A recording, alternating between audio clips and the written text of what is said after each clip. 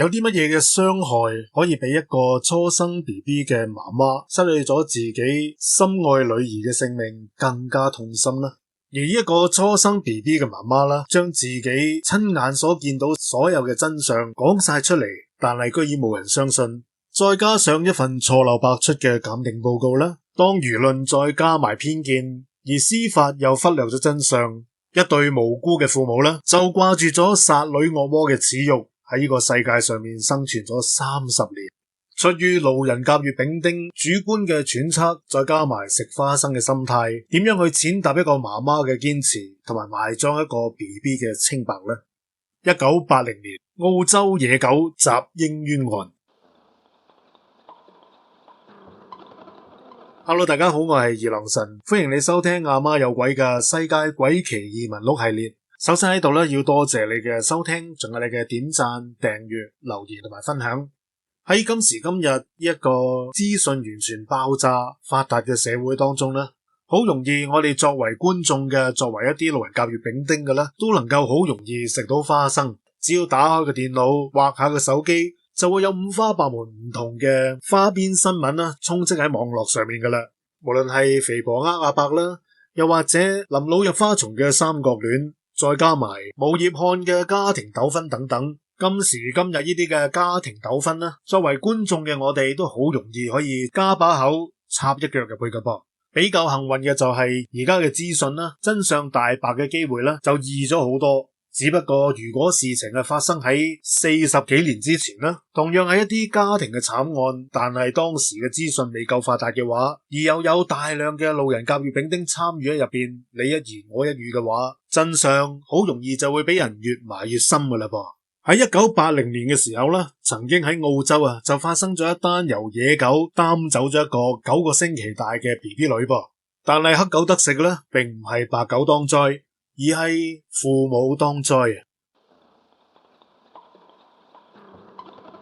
事情就要分翻到1980年嘅8月17號啦，時間係夜晚嘅8點鐘左右啦，就喺澳洲北部嘅烏魯魯，亦都可以叫做艾爾斯南嘅露營區入邊啦。當時嘅氣溫雖然係夏天啫噃，都有啲涼爽嘅，而營地嘅四周圍啦，都有一啲篝火，發出一啲好有節奏嘅噼噼啪啪嘅聲音啦。而有好多嘅露營客啦，都聚埋一齊燒烤野餐，氣氛啦本來都好輕鬆嘅。而當中嘅 Lindy Kimberlin 呢，就將自己啱啱先至9個禮拜大嘅 BB 女 Azalia Kimberlin 喺小朋友嘅帳篷入邊呢，氹咗佢瞓覺之後，就打算出去隔離嘅燒烤區，同佢嘅丈夫 Michael Kimberlin 同埋其他嘅露營客一齊聚下啦。而當時 Lindy 完全冇諗過啦，只不過係短暫咁樣離開啫，居然成為咗自己一生嘅噩夢啊！而且仲要足足孭咗32年殺女嘅污名。Lindy 氹咗自己女女瞓覺之後啦，啱啱起身，正準備行出去帳幕冇幾耐啦，都仲未行到去燒烤區嘅時候啦，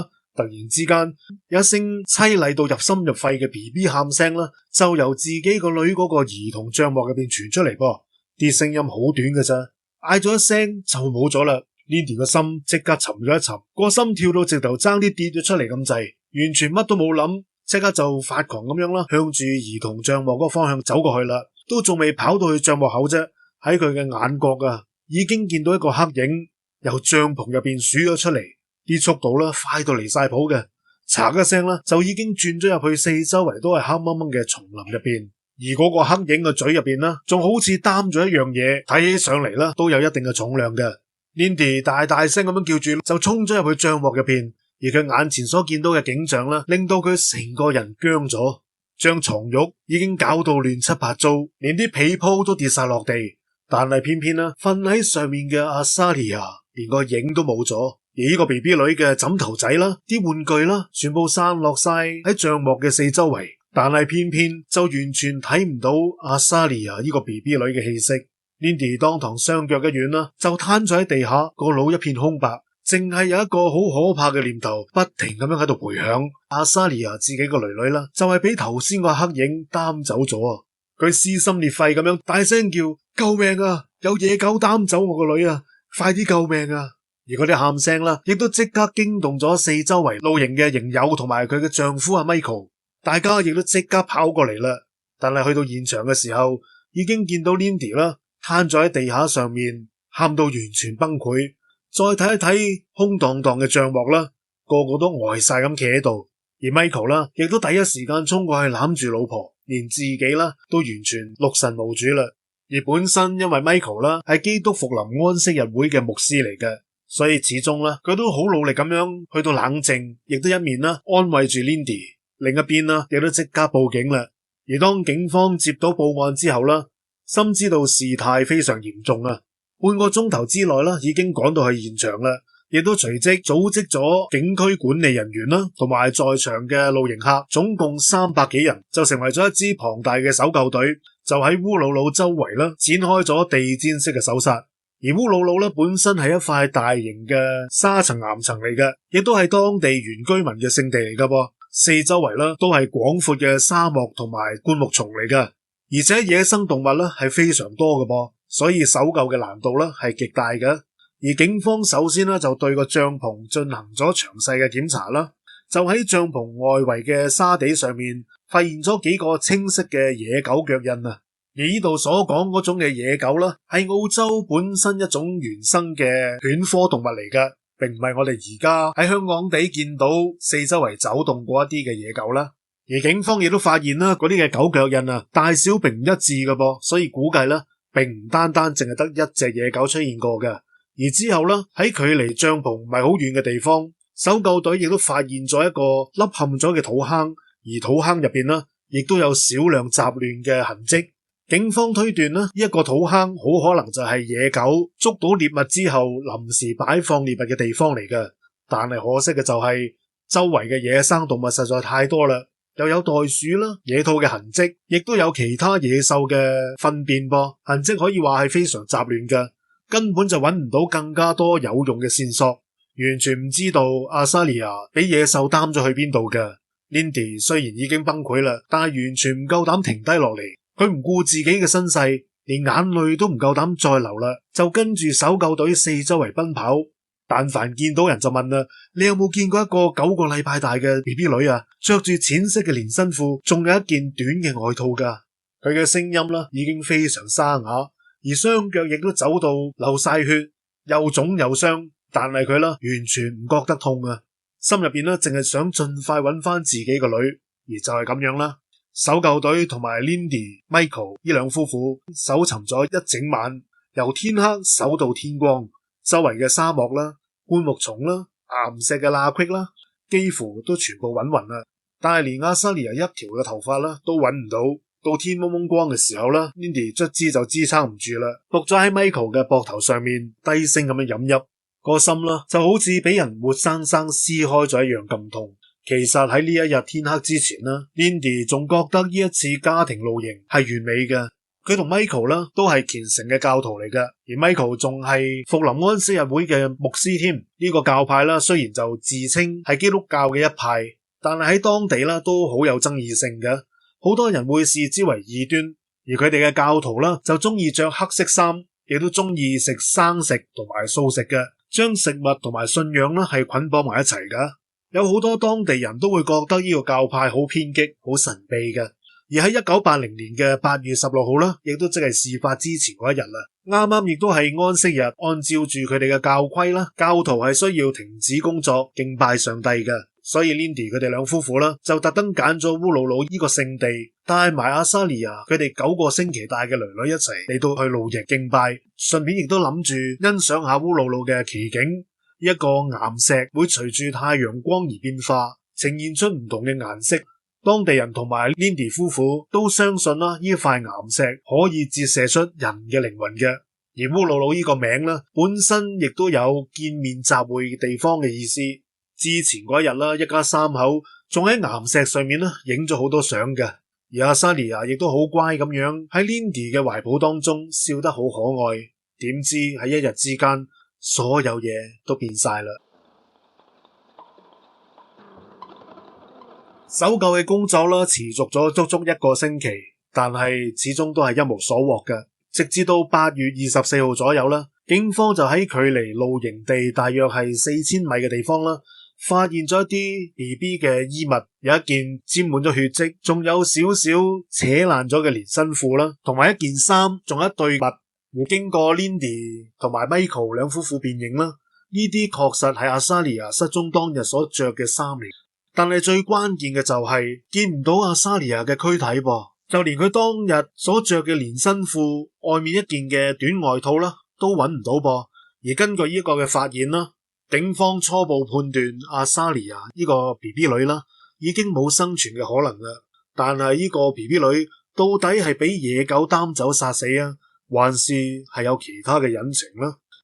而呢一個問題啦，好快就俾媒體諗到係一個花生位嚟嘅噃。按照今時今日嘅講法啦，絕對係一個流量密碼。結果一間又一間嘅澳洲媒體啦，亦都蜂擁而至，全部圍住 Lindy 夫婦嘅屋企同埋露營嘅現場，不停咁樣去追問阿莎莉亞失蹤嘅細節啦。連 Lindy 同埋 Michael 兩夫婦嘅反應啦，甚至佢哋嘅宗教信仰，全部都俾媒體翻晒出嚟。短短幾日啫，阿莎莉亞嘅事啊，就傳遍咗整個嘅澳洲，成為咗個個人茶餘飯後嘅討論事情啦。嗱，一開始嘅時候啦，有好多人都仲好同情 Lindy， 覺得呢個媽媽好可憐嘅，啱啱失去咗自己9個星期大嘅 BB 女啫噃，仲要面對住咁大嘅打擊。但係冇諗到啦，隨住媒體不斷咁樣去報道，再加上好多斷章取義嘅畫面同埋言論之後啦，事情就慢慢走向咗另外一個嘅極端，變成咗一場針對住 Lindy 同埋 Michael 兩夫婦嘅公眾審判，亦都無聲無息咁樣啦，拉開咗序幕啦。有人講到啦，根本就唔係啲咩野狗擔走個 BB 女噶，係佢哋自己殺咗個女啫嘛。佢哋咁做啊，就係要將個 BB 當成祭品獻俾神靈啊，然之後咪求其作個大話俾野狗擔咗咯。嗱，呢一種咁樣嘅言論啦，一開始嘅時候啦，只不過係喺網上面啦，同埋民眾之間口耳相傳咁樣傳遞嘅啫。可能就會有人覺得當時1980年點解會上網嘅啦？其實嗰陣時啦，確實已經係可以上網噶啦。只不過同今時今日我哋2026年嘅上網概念啦，係完全兩回事啦。因為以前啦，喺極早期低速嘅文字界面連線，仲係用緊300波特嘅 modem， 以電話線連接到去一啲最早期一種嘅電腦文字互動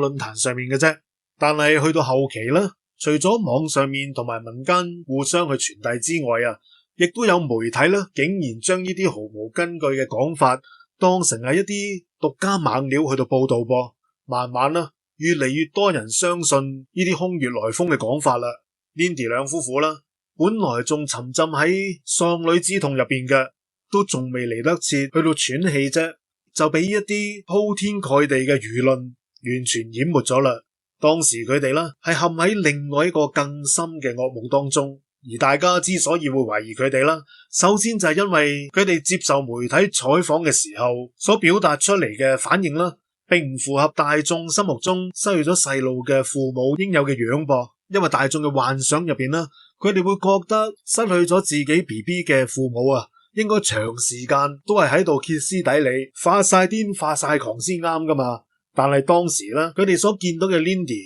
喺採訪入邊咧，神情變得好麻木，完全冇表達出過度嘅崩潰噃，甚至乎咧有陣時仲會着得好精神，仲會打扮得好整潔。而喺公眾場合入邊咧，佢亦都從來冇流過一滴眼淚，全程都表達出好理性嘅。亦都就係因為咁樣啦，好多人就會覺得佢係好冷血，而啲媒體啦更加直接將 Lindy 形容為冷漠嘅魔鬼添。仲話佢啦，根本就唔似一個失去咗至親嘅媽媽。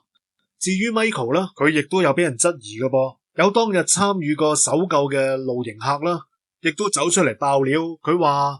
其實 Michael 成晚啦都冇真正參與過搜救嘅，淨係喺自己嘅帳幕入邊周圍徘徊啦，神情亦都好平淡嘅，好似個女失蹤嘅事啦，同佢係完全冇關一樣噃。再加上啦 ，Michael 係基督復臨安息日會嘅牧師啦。正因為一個係充滿爭議嘅教派啦，更加令到大家對佢哋嘅懷疑加深啦。有好多人猜測啦，呢個教派係有獻祭 BB 嘅習俗㗎噃，而阿莎莉亞嘅死啦，好可能就係同呢一個習俗有關啦。而且 Michael 喺採訪入邊啦，亦都好多次咁講到阿莎莉亞已經去咗上帝嘅身邊。正正因為呢一種咁嘅講法，呢一句咁嘅句子啦，喺當時嘅輿論環境底下就被誤讀成為咗 Michael 一早就知道自己個女會死㗎啦，所以更加落實咗大家嘅懷疑啦。而除此之外啦，證物方面亦都存在咗疑點㗎噃，所以亦都令到輿論係一面倒。警方將揾到阿莎莉亞嘅衣物送咗去化驗啦，結果顯示衣物上面雖然有血跡啊，但係並冇檢查到有任何野狗嘅口水啦，同埋毛髮噃。有好多人就會質疑啦，如果真係野狗擔走咗個 BB 嘅話，點解會冇口水同埋冇狗毛噶？而且當野狗去到撕咬獵物嘅時候，通常啦都會將獵物嘅衣服扯到爛晒嘅。但係阿莎莉亞件連身褲啦，雖然係有扯爛咗，但係整體咧都算係完整嘅噃。正正就係呢一點啦，亦都成為咗大家懷疑 Lindy 嘅理由。佢哋話，如果真係野狗嘅話，點解唔扯爛件衫啊？分明就係人為整爛噶啦，用嚟偽造證據嘅啫。而喺呢個時候啦，有一個叫做 Kenneth Bang 嘅法醫，佢自稱啦係正義大使噃，就主動咁走出嚟，公開咗一份自己做嘅實驗報告。而呢一份嘅報告啦，亦都成為咗壓低 Lindy 嘅第一條蘆葦草啦。Kenneth 話啦，佢專門揾咗幾隻嘅野狗，用同阿莎莉亞一樣布料嘅連身褲包住一團肉，就咁樣抌俾野狗睇下佢哋點樣咬啦。結果連續實驗咗好幾日，發現到啦，野狗撕咬之後布料上面留低嘅都係不規則嘅咬痕，而且邊緣啦仲會有好多毛糙。但係阿莎莉亞件連身褲上面嘅痕跡啦，係顯示出好流暢嘅 V 字形噃。呢一種嘅痕跡啦，完全唔似係野狗咬出嚟嘅，反而更加似係用一啲鋒利嘅鉸剪或者係刀仔割出嚟咯。而 Kenneth 嘅實驗報告一出之後啦，輿論可以話係徹底爆炸，幾乎所有人都一口咬定 Lindy 先至係殺死 BB 嘅真兇，野狗只不過係用嚟脫罪嘅借口嚟嘅啫。而喺呢一種輿論嘅壓力底下啦，喺1981年嘅2月，亦都即係阿莎莉亞失蹤6個月之後，案件就進行咗第一次嘅審理。而審理嘅地點就係北領地嘅愛麗絲泉最高法院。呢一次嘅審理仲成為咗澳洲史上面第一次電視現場直播嘅法院案件。第一次審理嘅時候，雖然輿論係一面倒但係證據上面仲有爭議嘅。首先並冇揾到阿莎莉亞嘅屍體所以冇辦法確定具體嘅死因嘅。其次就係有幾位嘅露營客亦都出面去作證，當晚確實係聽到 BB 嘅喊聲嘅，而且喺帳篷嘅周圍亦都確實發現咗野狗嘅腳印噃。再者 Kenneth Bang 嗰份嘅實驗報告亦都有唔少嘅漏洞，比如話實驗用嘅野狗其實同烏魯魯當地嘅野狗品種係完全有差異嘅，而且實驗嘅環境亦都同露營現場係完全唔一樣噃。所以最後法官判定現有嘅證據不足以證明 Lindy 同埋 Michael 兩夫婦係有罪嘅，認定係野狗襲擊阿莎莉亞。而呢一個嘅判決並冇平息到爭議噃，反而激起咗更加大嘅波瀾。Kenneth Bang 呢個人對於判決非常嘅不滿，佢覺得自己嘅實驗報告被忽視於是乎就專登飛去英國揾自己嘅導師，一個知名嘅法醫 James Camelot 去到求助啦。結果兩師徒就一齊重新研究阿莎莉亞件衫同埋當時嘅現場證據，而最後就向澳洲司法機構提交咗一份新嘅鑑定報告。而呢份嘅報告就徹底改變咗 Lindy Michael 兩夫婦嘅命運啦。喺1981年嘅9月阿莎莉亞事件被再次調查，而 Lindy 同埋 Michael 亦都正式被起訴，送到上去被告庭。而第二次死因調查就喺達爾文展開啦。James 提交嘅報告入邊列出咗好多所謂嘅關鍵證據。第一就係阿莎莉亞嘅連身褲上面嘅血跡大部分都係噴濺喺頸部嘅周圍嘅。而野狗攻擊獵物通常都係會咬身體多個部位，唔會淨係集中咬條頸嘅。而第二佢透過紫外線照片聲稱連身褲嘅頸部有一道嘅切割傷口嘅，懷疑係被割喉噃。而且仲有一個隱約可以見到嘅血手印添，估計係成年人嘅手掌印。而第三呢，就係 Lindy 夫婦當時用嘅一架1977年黃色 Tonana 揭背車啦，俾警方扣押之後，經過檢查啦，就喺車嘅前座、腳墊、座椅板同埋車上面一個相機包入邊啦，亦都發現咗大量嘅血跡噃。而其中啦，司機座位嘅剎車掣上方啊，亦都有一道嘅血跡，懷疑係喺動脈噴出嚟嘅。而警方咧仲喺車入邊揾到一把鋒利嘅刀仔噃。而 James 更加指出啦，車上面嘅血跡啊，經過檢測含有胎兒血紅蛋白，而一種嘅蛋白質啦，只係會喺6個月以下嘅 BB 體內先會有嘅。而阿莎莉亞失蹤嘅時候啦，只不過係得9個星期大嘅啫噃。所以啱啱好係符合嘅，而檢方根據呢一啲嘅證據，亦都講出咗一個還原現場嘅內容噃。佢話當晚啦 ，Lindy 趁住去燒烤區嘅機會，偷偷地將阿莎莉亞帶到上去黃色嘅車上面，再用車上面嘅刀仔啦，割開咗阿莎莉亞嘅喉嚨。到佢將個女女殺死咗之後啦，就用車上面嘅相機袋運走屍體，清理好車上面嘅痕跡。再翻到帳幕，自導自演呢一幕野狗擔走個女嘅戲碼。而 Michael 呢，其實都係同謀嚟噶噃，就係負責包庇 Lindy 掩蓋真相嘅。而喺法庭上面呢， Michael 面對住法官嘅盤問，表現得好緊張，而且吞吞吐吐噃，有好多問題啊都答唔到，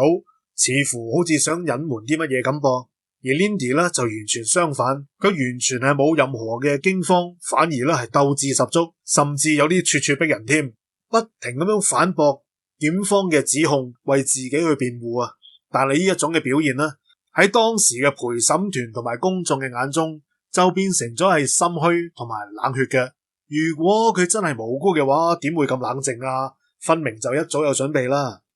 好多人心入邊都有一個疑問，點解唔檢查車上面嘅血跡到底係唔係阿莎莉亞嘅呢？第一，當時係上世紀80年代 DNA 對比嘅技術咧仲未出現嘅，根本就冇辦法透過血跡去到確認身份嘅。而第二，當時嘅輿論壓力太大啦，大眾同埋傳媒啦，基本上都係一面倒咁樣已經認定 Lindy 係有罪嘅，再加上法醫完全唔嚴謹嘅檢查啦，根本就冇人願意去到質疑一啲證據嘅真偽嘅。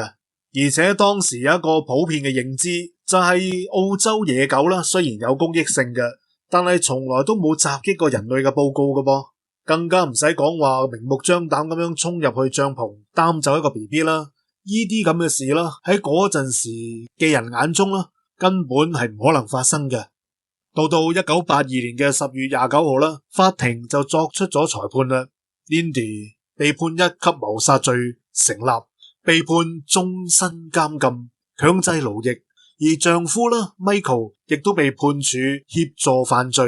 亦都即係事後包庇主犯，並冇直接參與謀殺嘅，所以 Michael 啦就被判處18個月緩刑。而當判決公布咗之後啦，澳洲就做咗一次嘅民意調查，結果顯示啦，大約有 80% 嘅人都認定Lindy 係真兇，覺得呢一個殺女嘅惡魔啦係罪有應得嘅。但係亦都有少部分人覺得啦，案件嘅證據有漏洞噃，判決唔公平啫。只不過喺當時嘅輿論洪流底下，一啲嘅質疑聲音根本冇人中意聽咯。當 Lindy 入咗獄之後呢，佢並冇放棄到，依然係不斷咁樣去上訴嘅。佢堅稱自己係無辜嘅，話阿莎莉亞真係俾野狗擔走咗嘅。但係一次又一次嘅上訴，一次又一次咁駁回。去到1983年嘅4月 Lindy 同埋 Michael 向聯邦法院上訴，失敗咗。1984年嘅2月向澳洲高等法院上訴，希望能夠撤銷定罪啦，理由係判決唔合理、唔安全。但係最終啦，高等法院以3-2嘅多數駁回咗佢哋嘅上訴，所有法律途徑幾乎都塞死晒啦。Lindy 似乎啦就要喺監獄入邊度過佢嘅餘生啦，而殺女惡魔一個嘅稱號啦，亦都好似一個烙印一樣，深深咁樣印喺佢嘅身上面。但係邊個都諗唔到啦，一件偶然發生嘅事情，竟然成為咗整件事情嘅轉捩點。喺1986年嘅2月啦，一個英國嘅遊客 David Brett 就喺夜晚攀登烏魯魯嘅時候唔小心失足跌死咗噃。由於烏魯魯嘅面積非常之大嘅，而且四周圍嘅灌木叢啦係好茂密嘅噃。David 嘅遺體啦，直到8日之後先至被揾到，而位置啦就喺佢墮落嘅懸崖下面。而呢個地方啦，四周圍有好多嘅野狗窩嘅。警方喺搜尋 David 嘅遺體嘅時候啦，本來係諗住揾可能俾野狗擔走嘅骨骼嘅，結果就喺一個嘅野狗窩旁邊發現咗一件嘅 BB 短外套。警方將呢一件嘅外套帶走，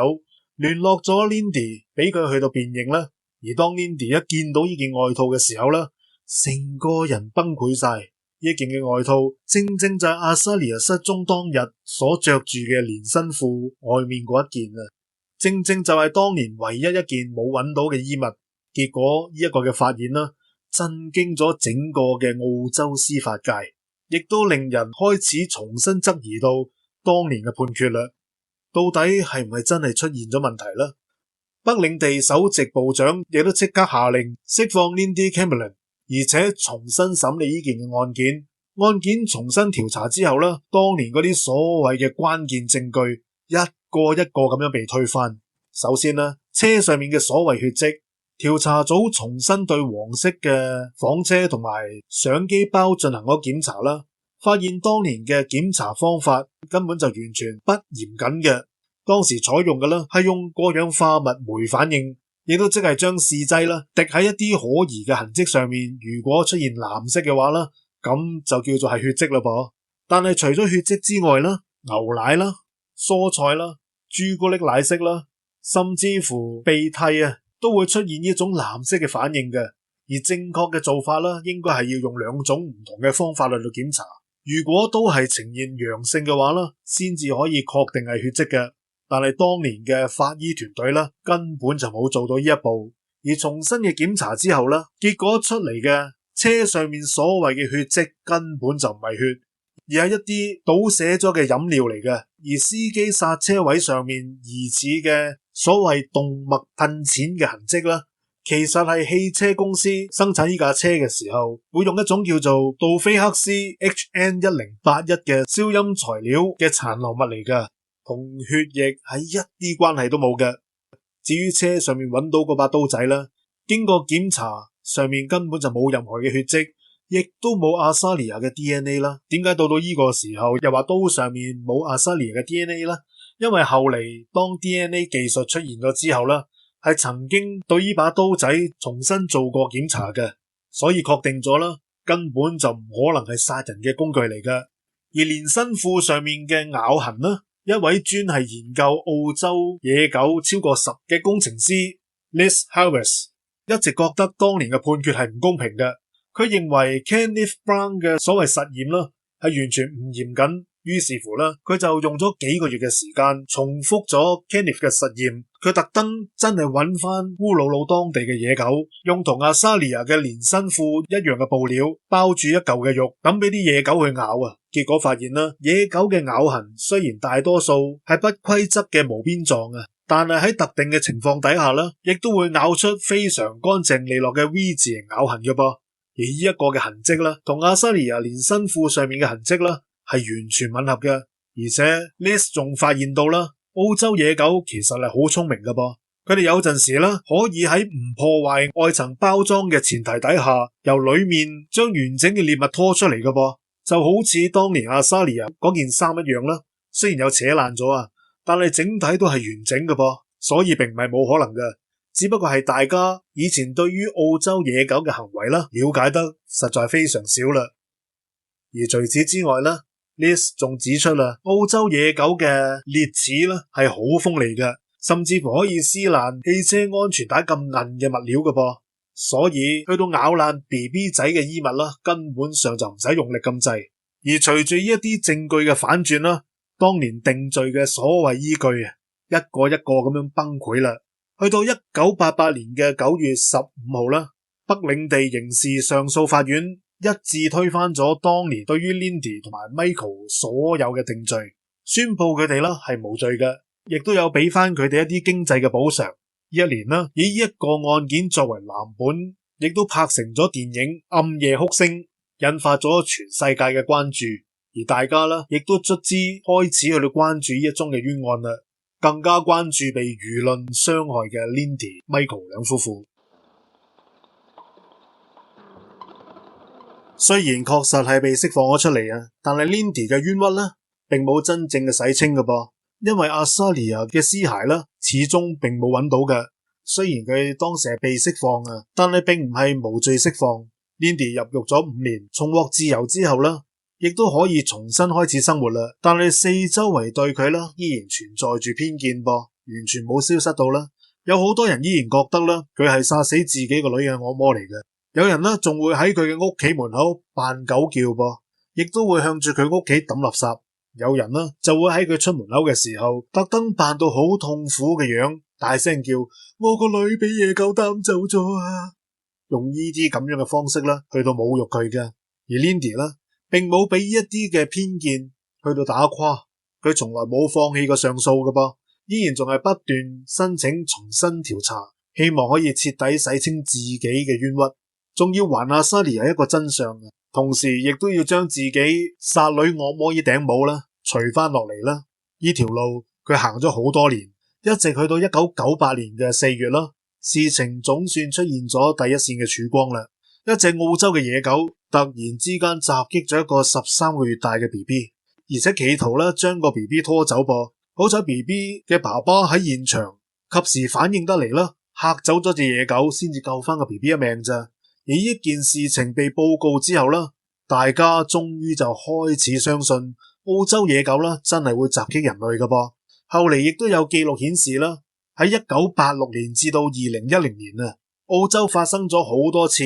澳洲野狗襲擊人嘅事件，而且當中啦至少有3個小朋友因為俾野狗襲擊而死亡嘅。呢啲嘅案例啦，徹底打破咗澳洲野狗唔會襲擊人嘅謠言啦。亦都為到阿莎莉嘅案件提供咗重要嘅間接證據。與此同時咧，有關於澳洲野狗嘅研究啊，亦都有咗新嘅進展啦噃。研究顯示，澳洲野狗咧係屬於狼嘅次級亞種嚟嘅，長期喺荒野生活，野性難馴，具有高度嘅攻擊性嘅。佢哋唔單止可以拖走同自己一樣重嘅獵物噃，甚至乎比自己更加重、更加大嘅生物啦，都可以拖走嘅。而且當佢食鳥類嘅時候啦，係會連埋羽毛一齊食嘅。根據呢一個嘅研究啦，大家卒之就明白到點解揾唔到阿莎莉亞嘅遺體啦。因為阿莎莉亞當時只係得9個星期大，啲骨骼仲未發育完成嘅，好脆弱嘅啫。野狗有好可能啦，將呢個小 BB 連骨帶肉一齊吞咗落肚，所以就冇留低任何嘅遺骸啦。去到2011年嘅12月，時任嘅北領地死因裁判官 Elizabeth Morris 宣布將喺2012年嘅2月啦進行第4次嘅死因調查，而今次嘅調查啦，主要就依據住 Lindy、Michael 兩夫婦嘅律師所提供多次野狗襲擊人類嘅案例，重新審視阿莎莉亞嘅案件。到2012年嘅6月12號啦，第4次死因調查作出裁決。裁判官喺達爾文地方法院宣布啦，有充足、清晰、令人信服而且準確嘅證據顯示，喺1980年8月17號 Lindy Kimberlin 將阿莎莉亞 Kimberlin 放入去帳幕之後，有一隻或者多隻嘅澳洲野狗入到帳幕，將阿莎莉亞拖走而且殺害嘅。而裁判官呢仲表示，證據充分證明啦，澳洲野狗喺特定嘅情況底下係具有攻擊性，而且會轉移同埋造成年紀細小兒童死亡嘅能力嘅。而當日 Lindy 含住眼淚水，但係面露微笑，卒之講出咗一句埋藏喺心入邊32年嘅說話。佢話呢個故事結束咗啦，我哋覺得好輕鬆，好開心。而 Michael 呢，亦都覺得感慨萬千啊！佢話當年申請啟動第4次調查嘅時候啦，曾經被拒絕。呢一場尋求真相嘅戰鬥啦，好艱難，有陣時真係好苦澀嘅。但係佢始終相信啦，只要真理喺自己嗰一邊，就一定可以等到公正嘅。與此同時啦，澳洲政府亦都正式向 Lindy 同埋 Michael 兩夫婦去到道歉，而且亦都俾咗130萬澳元啦作為賠償嘅，亦都相當於當其時130萬嘅美元啦，直至啦去彌補佢哋因為錯誤拘禁而遭受嘅損失。不過其實呢一筆錢啦，連佢哋當年打官司所用咗嘅錢1/3都唔夠啊！而除此之外啦，政府亦都重新簽發咗修改後嘅死亡證，明確咁樣寫明啦，阿沙利亞嘅死因係俾野狗襲擊同埋擔走嘅。呢一日距離阿沙利亞嘅失蹤啦，足足已經過咗32年啦，而距離 Lindy 被入獄嘅時候啦，亦都過咗30年。而呢個跟咗 Lindy 32年嘅殺女惡魔稱號啦，總算徹底咁樣除低落嚟啦。呢一件嘅冤案啦，亦都成為咗全世界司法界、新聞界嘅一個警號嚟嘅。其實我哋大家亦都需要好留心。固然之啦，喺我哋嘅社會當中，好多嘅花生都好好食嘅，食起上嚟卜卜脆，好過癮。茶餘飯後你一言我一語啦，唔識嘅反而咧就好似係唔入流啦。對呢個社會唔認識啦，成個社會有一個共同嘅打擊對象噃，四方八面唔同嘅攻擊啦，都會一齊出手噶啦。當然啦，有好多人做出嚟嘅惡行啦，真係唔關我哋事都要鬧幾句嘅。但係好多時啦，我哋都必須要真係睇清楚少少，明白到成件事情嘅走向究竟係發生啲咩事啦，唔好跟車太貼。而且今時今日我哋喺一個資訊咁發達嘅社會啦，真係要長知識，要醒目少少噃。有好多人啦都會去將一啲嘅問題又或者答案啦，就歸咎於 AI 啊，乜嘢都話 AI 可以做出嚟嘅。但係其實只要願意留心少少啦，好多假嘅 AI 都係錯漏百出嘅。